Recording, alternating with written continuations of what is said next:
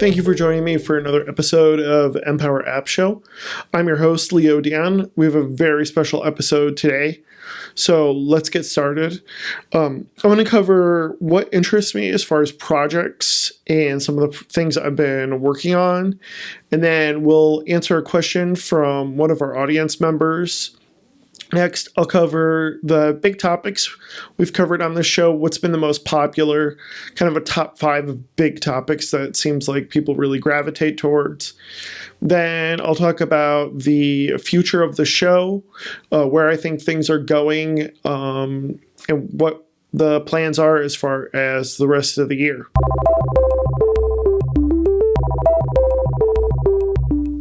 So I want to get into what interests me and what I've been working on. Firstly, it seems like I looked at the calendar and I was really surprised that it's been almost 3 months since my kids have been out of school, which is pretty crazy when you think about it.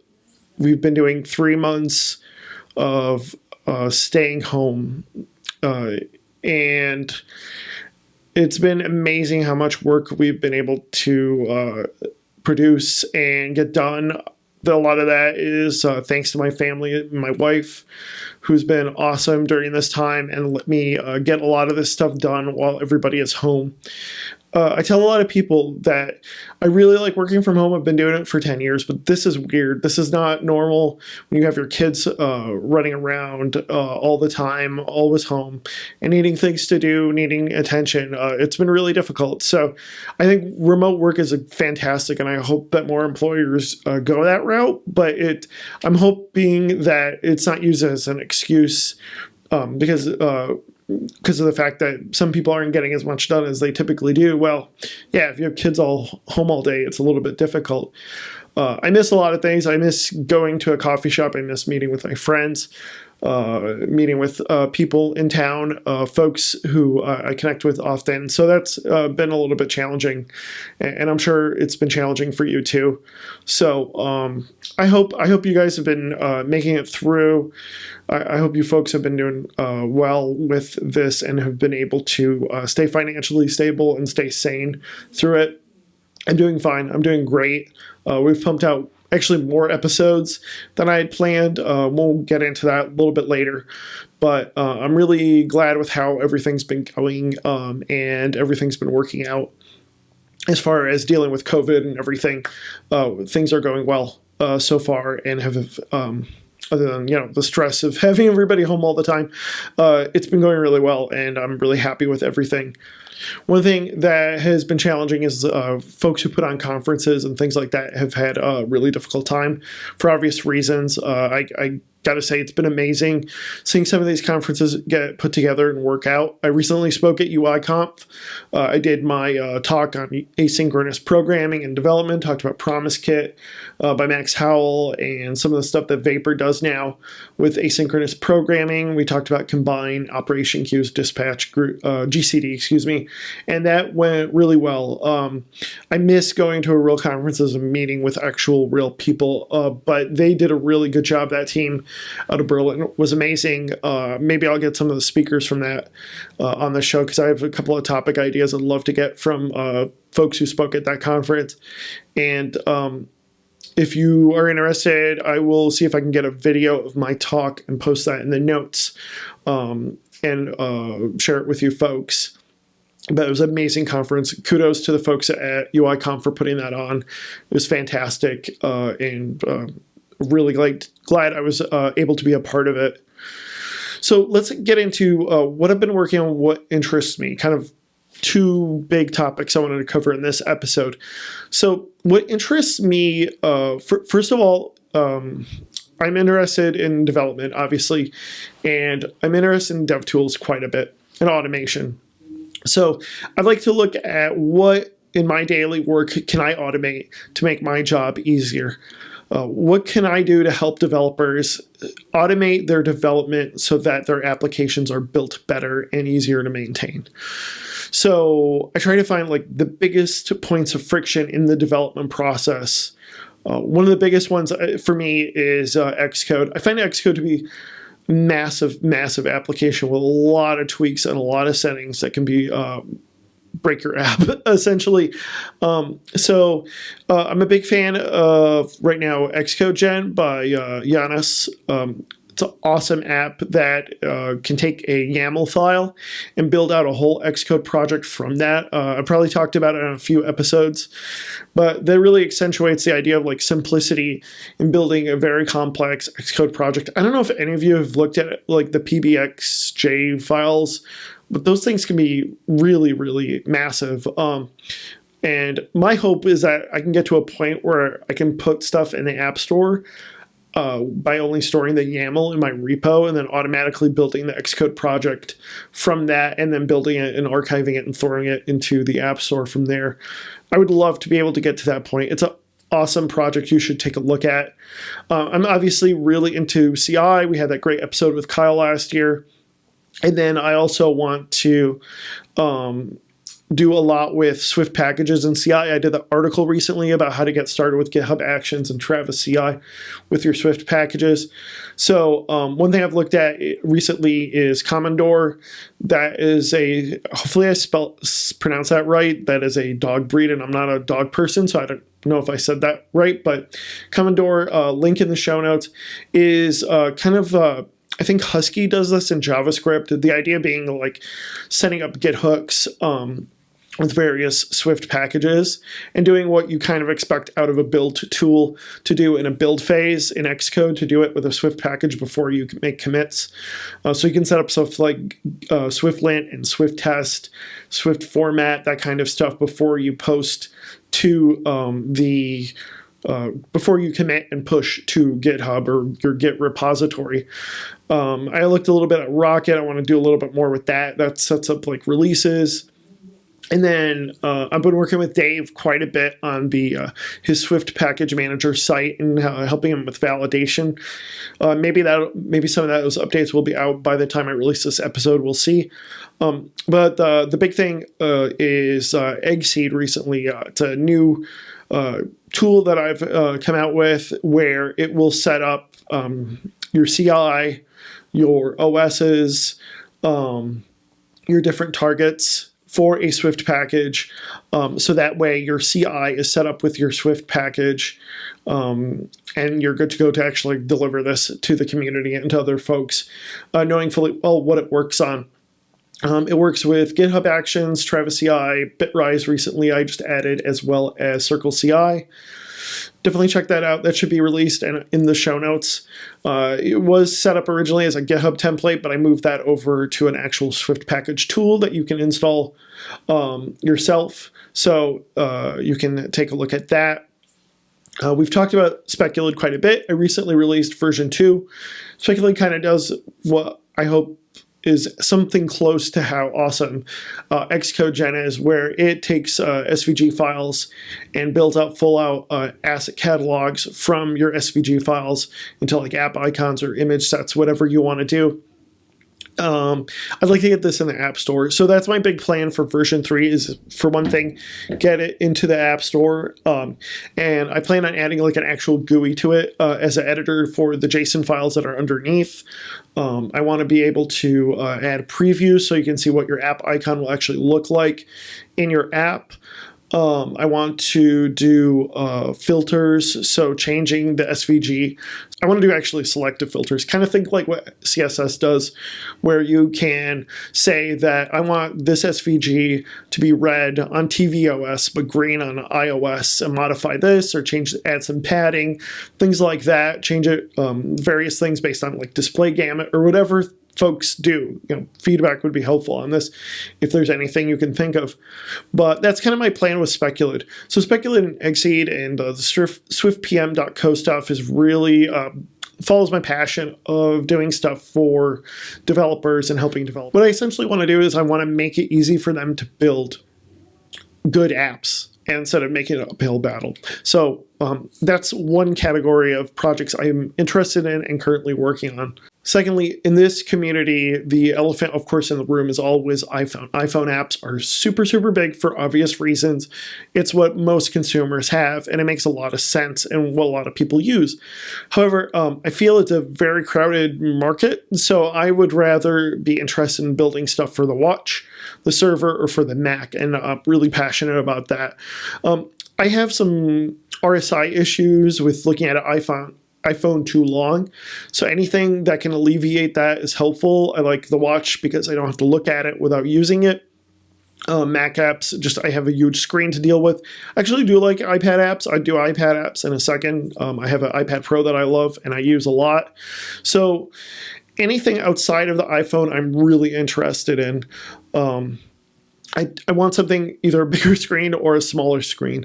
And iPhone kind of has this weird screen size in between that is only really useful to me if I am traveling and like at a conference and I just need to have something in my hand to do all the time. But I'm interested in what I can do on the watch, on the server, and on the Mac. And that's like why Heart Twitch is such a sweet spot for me. I almost wish I can avoid as much of like the web development part of that as I can, honestly. But Heart Twitch is the web app slash watch app where you can share your heart rate on a live stream. So I should post that onto this video here, maybe while I edit. But the way Heart Twitch works is that it uses Vapor as a backend to keep track of just authentication, and then it keeps track of WebSockets and being able to share your health data to a WebSocket. So you can do like the watch app basically does a URL request, sends the data out, and then there's a WebSocket on the website that will listen into those changes. So that is a big watch Vapor app that I'm really interested in because it's such a quirky set of technologies. It's an independent watch app too. It uses Swift UI.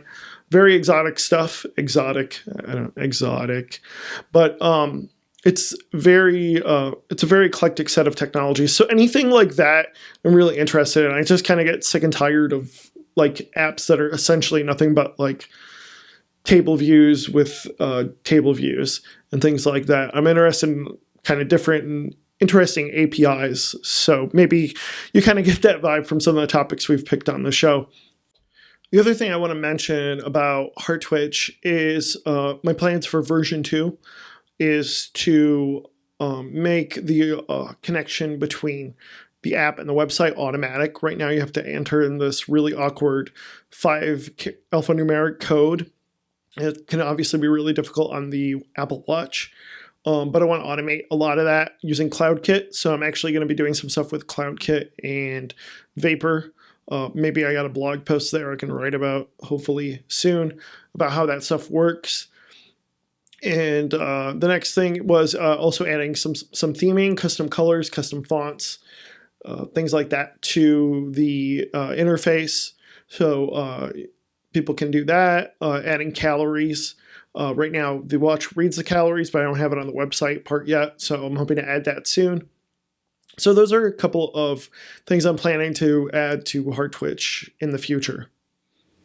Lastly, iPhone apps do interest me in a lot of ways. And to me, what makes an iPhone app really useful, besides the fact that using an actual app is a lot better than UX-wise, UI-wise, than using necessarily just Safari and a web app, is the various hardware and portability of the device itself. Now, that may seem like a really obvious statement, but what I'm trying to say is there is a lot of apps that are pushed as apps that don't really need to be apps and can just be websites.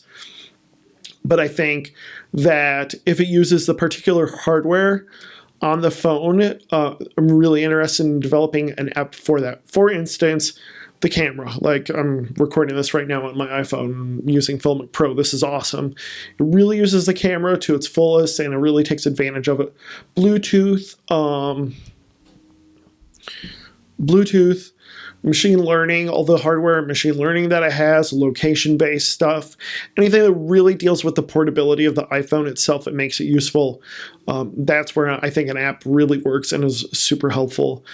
I know that the stuff that they're doing in browsers is amazing what they do with JavaScript, but like in the end, I think using that hardware natively in Swift is really powerful. And that's kind of, if there's ever a niche I'm really interested in when it comes to iPhone app stuff, it's typically that.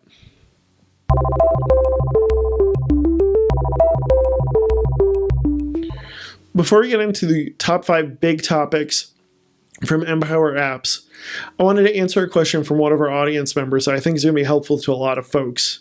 This is from Rick Walter. He asks, "Hey Leo, as I mentioned, I'm an aspiring iOS developer. I'm employed, but we don't do native iOS, which is what I have invested my time in heavily to learn. So in order to transition, I've been thinking of freelancing. Do you have any advice for a would-be freelancer? I'm looking to get an LLC soon. I just want to find employment as an iOS developer, but without experience, I fear I will not get an opportunity. I'm hoping freelancing provides enough experience to convince a company to give me the opportunity. Thoughts? Well, will that be enough, you think?" Thanks, Rick. That's a really great question. So first thing I want to answer here is whether freelancing is a great way to build experience. I think freelancing is a way to build experience, but what's most important is to build a portfolio and to build a list of references. I think that's super important. Whether you want to do that by freelancing, it's perfectly fine. I think a great way to build a portfolio is by doing side projects. And if you want to do that through a business, which you probably do want to do, and if it's easy enough in your state or country to just set up an LLC or whatever the equivalent of that is, so you can have a separate legal entity, I encourage you to do that. Here in Michigan, it's really easy, so I obviously did it quite a while ago. And then if you do that, set up a separate bank account so that any money that you spend or get through this business, you can track separately. If you want to go the freelancing route, which I don't think you do, and you want to just go that way solo, like what I do, definitely start an emergency fund. I would say that's my number one tip for anybody who wants to be out on their own. I did a great presentation at Kim Arnett's old lady dev group, Kim, who was on and talked about accessibility. I'll post a link to that video in the show notes. But to me, your question seems to be more focused on wanting to get a full-time job as an iOS developer. And like I said, in that case, build a portfolio and build a list of references. So how do you build a portfolio then? So a couple things. Is there some sort of app or idea that you're really interested in building? It doesn't have to sell. It just has to show that you can build a really good app. So that's one thing to do. And then however you can share that, you can either A, put it in the App Store, or B, just put it on GitHub. Or both. Obviously, there's some legal stuff you might want to check out if you're going to put your code available and also put it on the App Store. But that is something to look into. Build an app you are interested in that uses some sort of technology you want to learn, and use that as an exercise to build your portfolio. Building an app for pay would be the best idea, and this is where obviously having an LLC is super important.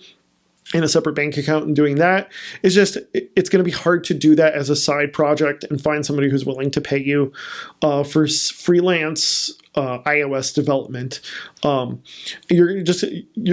other thing you could do is do volunteer work. Find a nonprofit that you could see how an app would be helpful to them, and dedicate some time to that. However, I will say, the worst kind of app to work on sometimes is working on a volunteer nonprofit app, because there is no cap to the amount of time they expect from you. So just be aware of that. If you're going to do it, have have ownership of this project, and be willing to say no to certain things that they say. This is your app, which you are doing of your interest, but the end goal is to build a portfolio while at the same time helping this organization. But make sure you have boundaries when it comes to this. Like I said, building an app that you can post on an app store and share with a potential employer would be great, or having a GitHub repo is also great as well. If this was a normal world, I would say go to a meetup and volunteer to speak. There are actually meetups that probably are remote. If there are any, please let me know, and I'll share that in my Twitter account.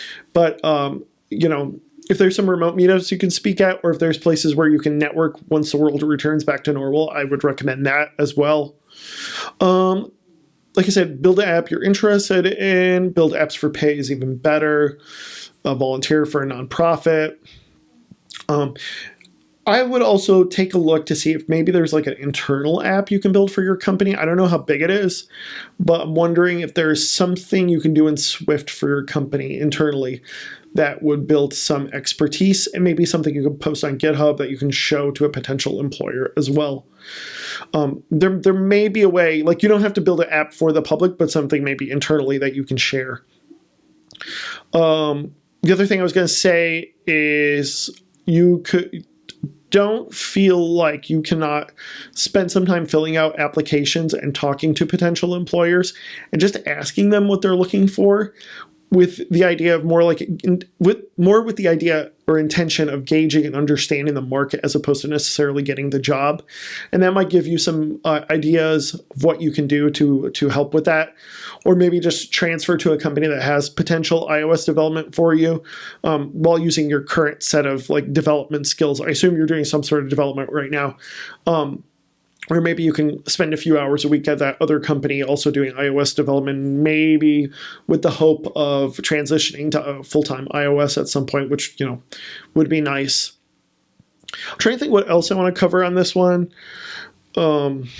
Last but not least, I would recommend a few people to follow as well. We did two of our former guests really are specialized in this area, and I would recommend following on Twitter. That would be Alex Bush, who has his book on iOS development interviews. Check him out. He was on episode 12, and the other episode we did on a developer wish list.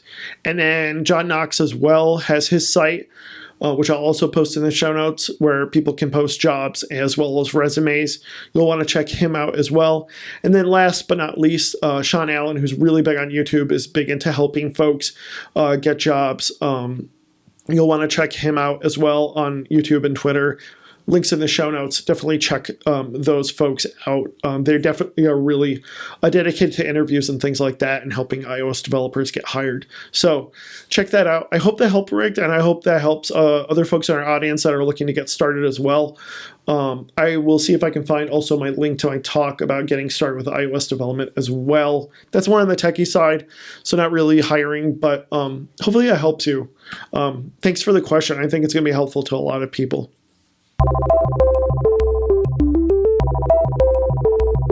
All right, so let's get into big topics from Empower Apps. And what I did is I looked at our download numbers and list of episodes and the survey, which you all filled out. Thank you so much. And I grouped some of these episodes. These were like maybe 13 episodes or so, into big topics that seem really popular. It seems like there's a real trend of topics that people really love and are interested in learning more about. So let's get started with our first topic, which is a great segue from Rick's question. That is career and getting hired. People are really interested in this. We had our episode with Alex back in episode 12 a long time ago on iOS developer interviews. We had John Knox on talking about getting hired and the process and challenges companies have in hiring folks. And then, of course, we had Mr. Paul Hudson on, Mr. Two Straws, talking about hacking your career, which was a fantastic episode. He didn't really talk about Swift necessarily, but he talked about like how to upgrade your career, not just in Swift, but also in other places as well in your career. Yeah, I think we all place too much emphasis on someone's coding abilities, because it matters to us. Of course, we want a good coder on our team. But, would you like to have a 10 out of 10 coder with a 2 out of 10 communication style? Would you want that? Or, 1 out of 10 ability to do testing, or 3 out of 10 time management skills? They create a lot of problems. There are out there significantly better developers than me who are 9 or 10 out of 10, because I certainly am not. But I combine my 8, whatever it is, out of 10 with the ability to communicate with people well, to be able to understand commercial pressures and time pressures and similar, be able to run good teams with supporting management styles and similar. And that I think adds up to a stronger whole than I would have had if I just focused on more and more and more code. Also, coming back, Alex's episode was fantastic, talking about what kind of developer questions you want to ask from a developer. Not necessarily getting into like, should you use storyboards or coded, but explain the advantages and disadvantages of each to kind of get a better idea of the candidate and their thinking process. Would do, right? I don't know if that's the right approach, but if I interview, I would want to know if, regardless of what the person prefers, interviewee prefers, right? Do they prefer storyboards or they prefer writing everything in code? I want for them to tell me the pros and cons of each option and when to use each option. That way, I will, hopefully hear from them that they know there are trade-offs for one approach and another, and at some point it breaks down, right? Or in some cases it doesn't make sense. And specifically, I'm talking about, let's say, storyboards don't break down on scale when you have, I don't know, more than 20 people, let's say, working on the app. Yep. But then it does make sense to do it right away as you're a 1 or 2 people team. Yes. Something like that, right? At least some reasoning like that. Because if they don't have it and the answer is, oh, I've just been doing storyboards all the time because Apple said so, that is not a good answer. Yeah. That means they don't think. And then I really liked John's episode talking about like the challenges with recruiting and things like that. This is a topic that I think the audience is constantly interested in. Obviously, you can see that with Rick's question. So probably be coming back to that for sure. Check these episodes out if you want some tips on getting hired as well. And that is one big topic, is career and getting hired. Let's talk about the next one.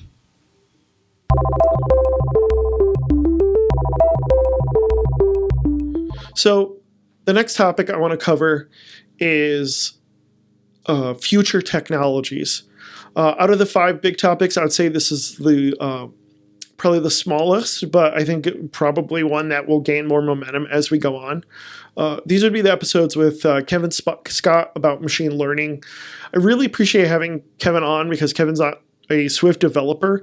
I think sometimes we get too much in the weeds of the code on these shows. And what helped was that Kevin gave a much more soft reasoning behind machine learning, of why machine learning is important and how it's helpful. He had some really great points about how to get your data ready, for instance. People don't think about that, and where machine learning is a good fit and where it's not exactly a good fit. A lot of the time, companies, they don't have a good idea of what their data is, what's in their data, how it's stored, what insights they can get just from normal statistical methods on that data. And so I think there's a lot of hype around these technologies, but for a company entering the space, a good first step is to sort of do an audit of what is the data that you currently have and how is it organized. We also had the episode with Guy Rambo. Guy's great. I really enjoy some of the projects that he's been working on lately. And he had a really great episode about future-proofing your apps. We talked a little bit about like the AR glasses, which I think the rumors have heated up lately. But he had a really good perspective on that, and talking about avoiding, speaking of architecture, exotic architectures and things like that. Tip I usually give: you can architect an app very well and still use basically model view controllers, but there are ways to architect it still using that, but keeping it sane and not having like the issues that people tend to have with that architecture. Gotten me interested in building stuff on the Raspberry Pi and things like that as well. So you'll definitely want to check those 2 episodes out. I think people are always interested in like rumors and future technologies and things like that. What these episodes do, I think, is they bring them down to like kind of a reality. Both Kevin and Guy really make things like machine learning or AR something that's tangible, and like how is it in 1 year or 2 years, no matter what new architectures come out, how are we going to be building these apps in a useful way? And I think they bring them to reality and make them actually tangibly helpful to us who actually do this for a living. So check those episodes out as well.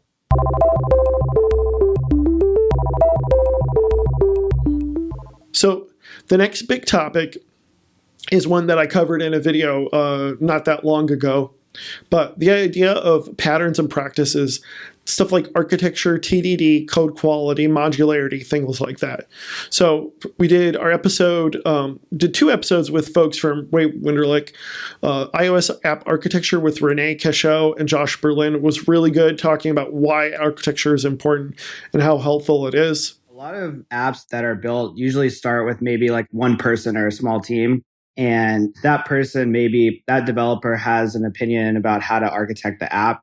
And as a team grows and the product org wants more changes, it becomes a lot harder to make those changes if the team isn't on board with one type of architecture. We also had our episode with Joshua Green and Michael Katz on test-driven development, which seems like something that could really use a boost in the Swift and iOS dev community, and talking about some of the issues with like code coverage and how to do it correctly. 2 things, especially if you're talking to a CTO, that they like to hear is maintainability and scalability, and making sure that you have a complete working set of tests allows the team to be more efficient and add features faster in the future. So, you know that you can add something without worrying that you're going to break existing behavior, especially as the app gets more complicated over time. We had our episode with Abby Jackson talking about modularity. Can't believe I said that right, which I'm obviously really interested in when it comes to stuff like Swift packages. Kyle talked about continuous integration, which is really popular as well. And then recently we had Ann Cahalan on talking about managing code quality, which was a really popular episode. And the idea of like having empathy for other developers and yourself and keeping your code simple and working correctly so that it's easy to maintain. Always choose the simplest solution to whatever your problem is. Your simplest architecture is going to be the easiest to understand. Your simplest solution is going to be the one that's easiest to come back to later. I think as an industry, like, code is fun. We can do really cool things with it. And I've never really lost the feeling that I'm doing some kind of like magic trick when I press a bunch of buttons and then something shows up on a screen. Absolutely. Like that never goes away. And the sort of constant desire to, if this is a cool way to do it, then there's a cooler way to do it. Let's find the fanciest thing that we can do. Like that's part of what's fun and exciting about code of any kind, mobile, web, other. You're telling a robot what to do. You're making something happen. That's really, really cool. Chasing that high can end up with us doing more and more complicated, sort of Baroque kind of things, both in terms of like architecture and the actual code that we're writing. Your point to something being over-engineered is almost worse than it being messy. What I think makes these this topic so popular is including the career and getting hired stuff is this is helpful to like real day-to-day work at our jobs. We have to maintain these apps for a long period of time, and these this topic and these episodes are, I think, really helpful to a lot of folks in making sure that they can be helpful to their workplace, especially when they're working on a big team. If you're interested in learning more about this stuff, I'll have links to these episodes in the show notes. We had really great guests, and I'm always looking for new ideas on how to do more topics like this. So please let me know if there's something else you want to hear when it comes to these pattern practice type topics.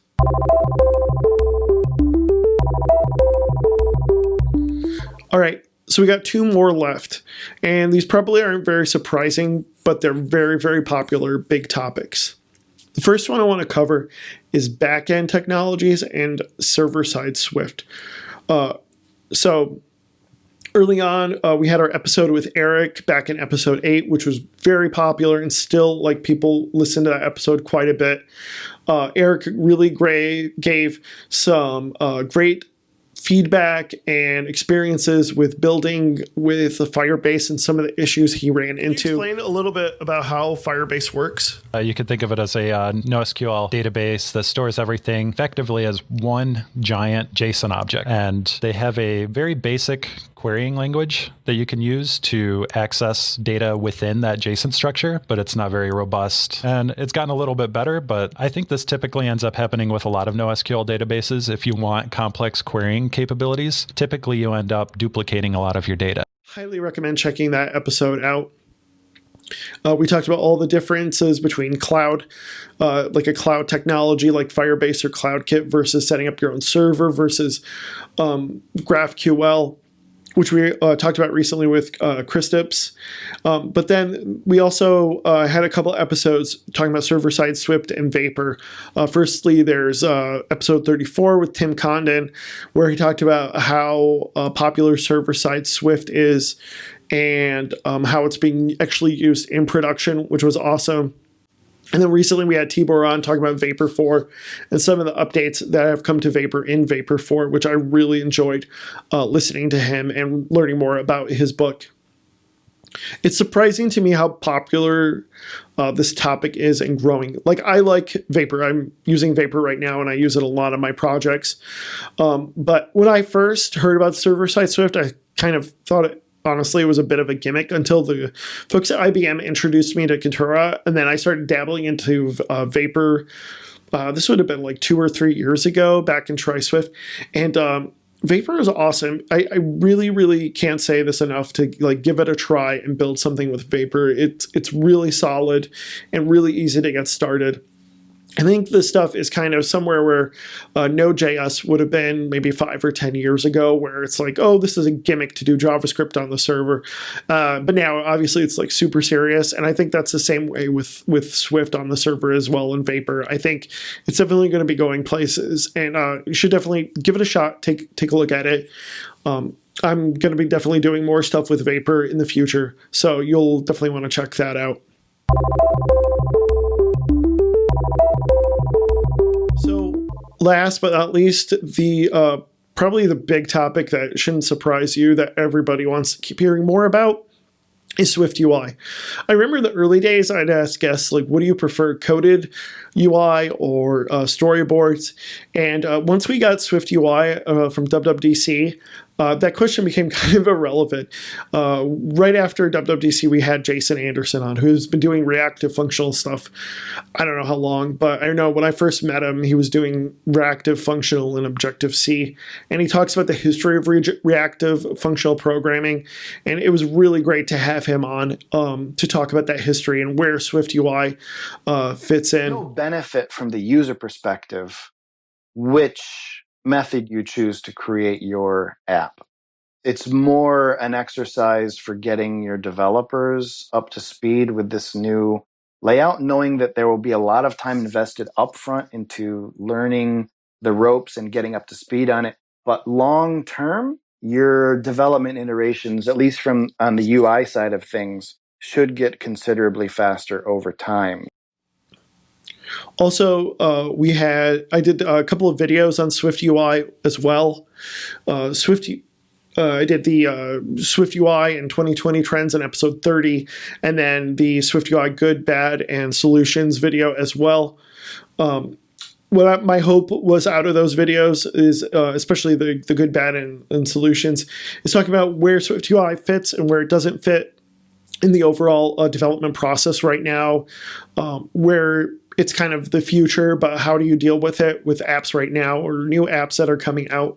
Where is it a good fit? Where is it a bad fit? And what are some workarounds?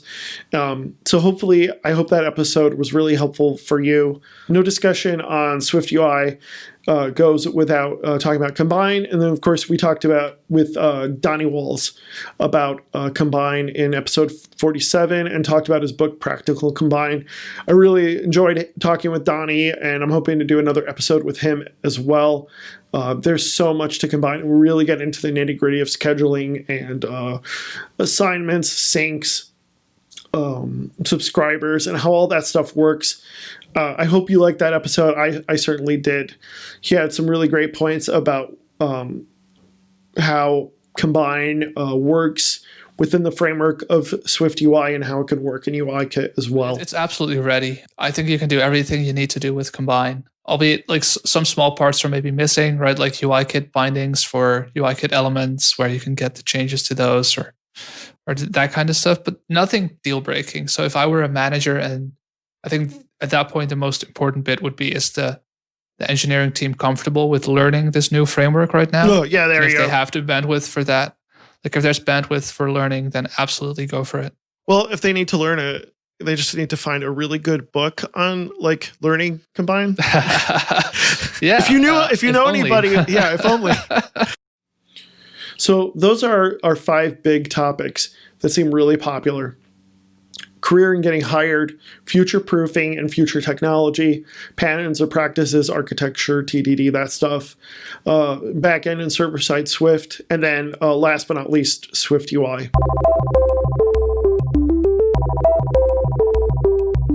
So lastly, I want to talk about the plans for the future for this podcast and where I see things are going. Starting last year, I did change the schedule slightly. When I first started off, when it was just me and Teresa interviewing me, it was almost like monthly. This would have been like 2017-ish, 2018-ish. Then I quickly bumped that up to every other episode, and then started having guests last year. And then this year, and my plan for the rest of the year is to do 3 episodes per month. That seems like a really odd number, but it does bump the number of episodes from 26 last year to 36 this year. I'll be honest with you, even with COVID, I think we're probably going to be more like 40 episodes. My schedule has been a bit erratic, but more generous as far as getting episodes out, because quite frankly, like, I know how difficult it is to listen to podcasts right now. And so I'm kind of playing around with the schedule with the way the world is right now. So I'll probably get more episodes out, honestly. And the other thing is to get videos like this out every other month. So if you're listening to this on the podcast, on your podcast player, this is available on YouTube. So if you want to see my beautiful face and hear me talk and watch visual aids, this is available on YouTube as well. So every other month will actually be a face-to-face video like this.